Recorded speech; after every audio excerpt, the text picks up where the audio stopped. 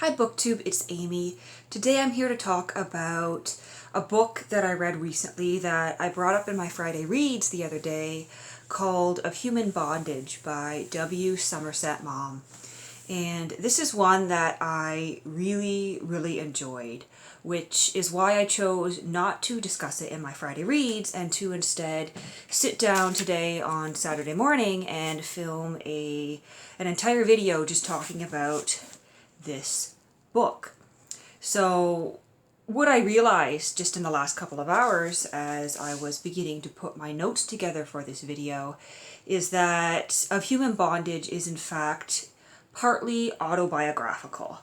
The author was actually orphaned at the age of 10 and he was raised by his uncle, and he did actually go to Germany as a young man, as the protagonist Philip does in this book.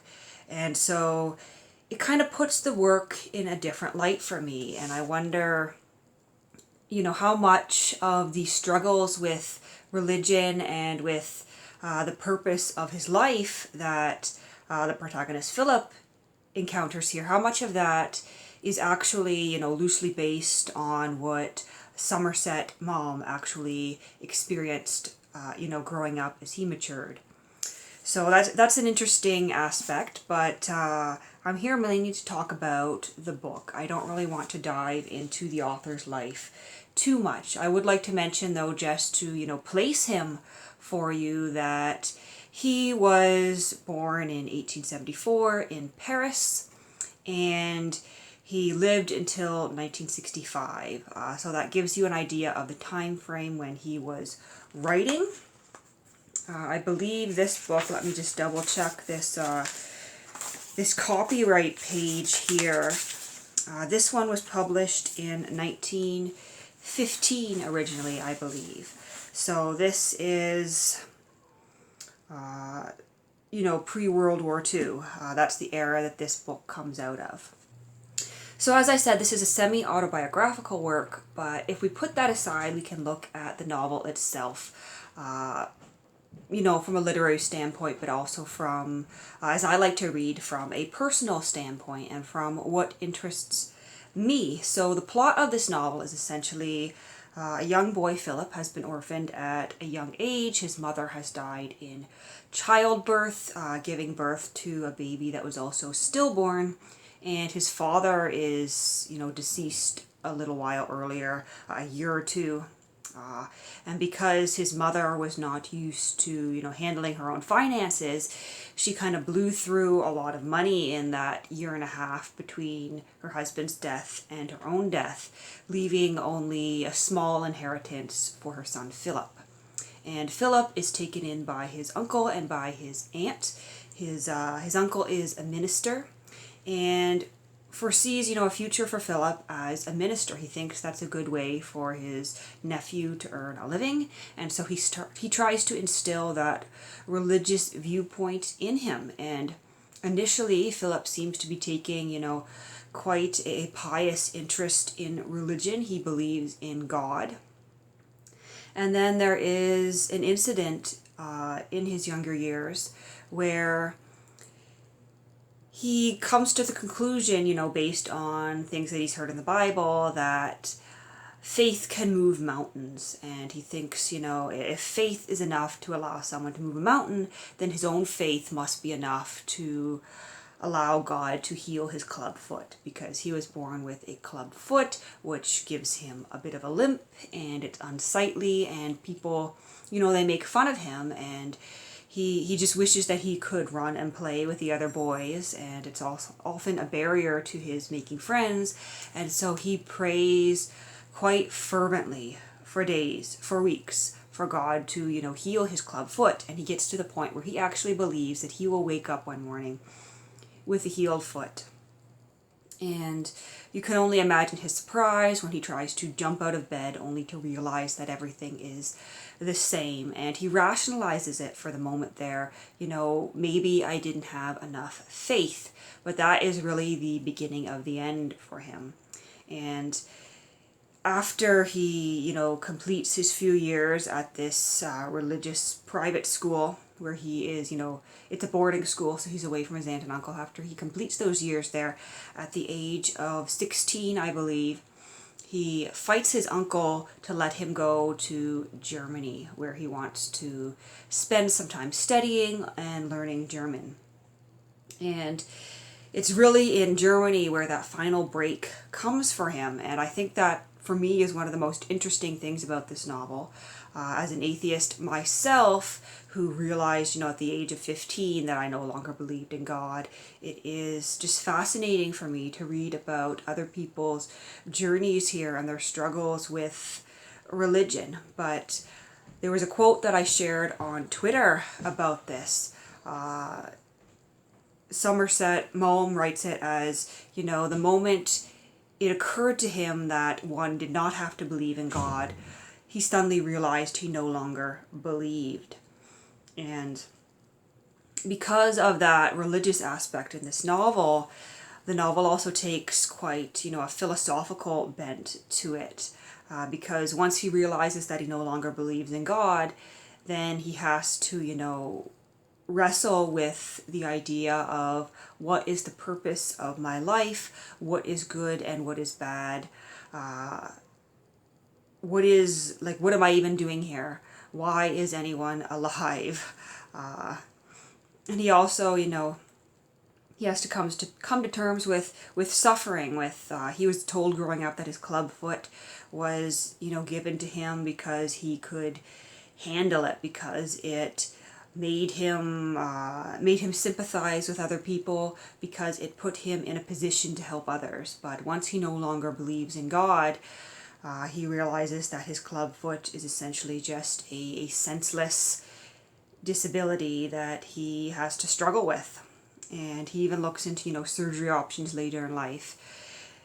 But it has, this novel has very much a philosophical bent to it. And I did some Googling, and I discovered that there are many essays and entire theses that people have written on the philosophy that emerges from W. Somerset Maugham's work. And those are some essays and, theses that I wouldn't mind reading at some point.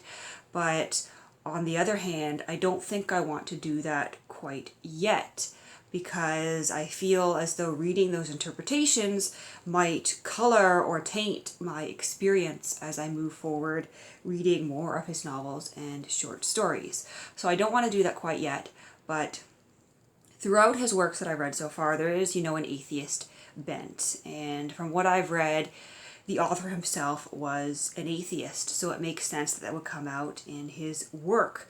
But especially in this one, you almost get, a sense of nihilism, There's no purpose to life, so I might as well seek happiness, but the fact that there is no purpose to life is extremely depressing, and it leads him to view things a little bit callously at some point.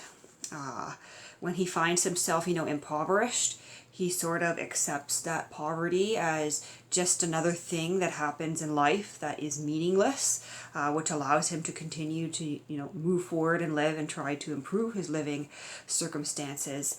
But his worldview also leads him to be quite callous about his own family, about his uncle, who he never really got along with. And there is one point near the end of the novel where he does feel a tiny bit guilty, just because his uncle raised him and was relatively good to him. He feels a tiny bit guilty when he realizes that he is essentially waiting for the death of his uncle so he can inherit some money.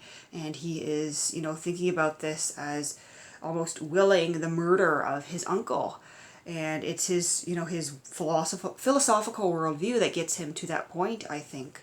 But on the other hand, because we have seen him go through so much in this novel, and because we have seen, so much growth in his thought processes, it's, we don't outright condemn him for willing the death of his uncle. We almost sympathize with him in a way, even though we realize with our own moral compass that it's, perhaps not good to be wishing for the death of your family member. But yeah, it was just, for me, a very enjoyable novel. And one of the things that I'm realizing about W. Somerset Maugham is that he has a real way with his writing when it comes to describing the human experience and, describing thought processes and intellectual growth and human relationships. I haven't even mentioned in this video yet about his sexual relationships and his romantic relationships, Philip's in this novel. I found especially his first encounter quite interesting and quite realistic, because he is very much going after this woman that he meets back at his childhood home. He goes after this woman and romances her, not because he is especially in love with her, but almost because he wants to, he's embarrassed at never having had a romantic relationship. And so he takes this opportunity to romance her and seduce her. But there is a moment when he realizes that I'm not in love with this woman. In fact, she sort of repulses me, but I've gone so far in this game, I feel as though I have to finish it. And, well, I won't say that everyone experiences their first romantic relationship that way.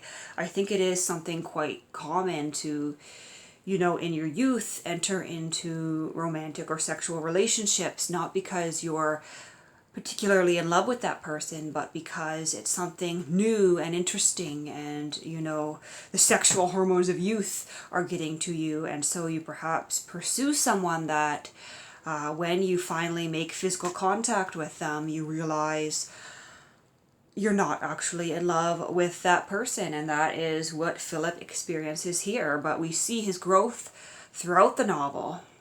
In his next relationship, he goes, the complete opposite. If his first relationship was all about him, all about proving his sexuality and sexual prowess, then his second relationship is all about her, about proving that he is someone who can love, about keeping her with him as long as possible. And it's very much to his detriment. It's very, self-destructive for him, because he lets her walk all over him, and the things that she does to him are quite harmful and destructive, not only in, an emotional sense, but also in, a physical sense, because she is taking his money. She is ruining his property. She is sending him down the path towards poverty, and he allows this to happen because he believes that he is in love with her. And then, of course, in his third and final relationship in this novel, I think it's supposed to be kind of, that perfect, symbiotic, loving relationship. But we don't really see a lot of that, and to me it came upon me as the reader quite suddenly, because she was a character we had seen before, and then suddenly she is seen by him in a new light as a love interest. And it almost seemed to me as though this was tacked on by the author when he realized rather that, I've got to be wrapping up here, it's time for the ending. How do I end this novel? Okay, here's a happy ending, here's a love interest, and they lived happily ever after. But, I was left wondering, did they really live happily ever after, or